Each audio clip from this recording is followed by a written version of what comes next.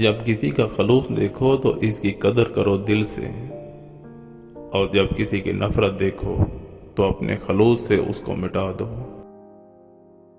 دوسروں کا دل اپنے بارے میں اور اپنا دل دوسروں کے بارے میں پاک رکھنے کی کوشش کرو۔ گناہوں کی ایسی دیوار کھڑی نہ کرو جو تمہیں رب کریم سے دور کر دے۔ حالات ہی سکھاتے ہیں انسان کو سہنا اور سننا، ورنہ ہر انسان تو اپنے اندر بادشاہ ہوتا ہے۔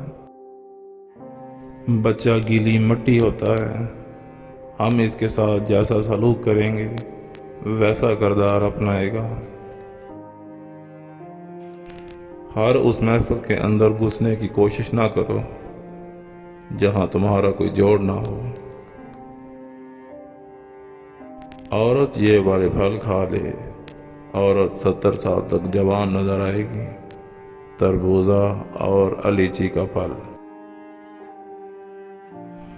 اسلام یہ نہیں کہ کلمہ پڑھ لیا، عبادتیں کر لیں اور نمازیں پڑھ لیں، بلکہ ان کے ساتھ ساتھ رب کریم کی حدود کی حفاظت کرنا بھی ضروری ہے، اور وہ حدود خدا تعالیٰ کی حرام کی ہوئی چیزیں ہیں۔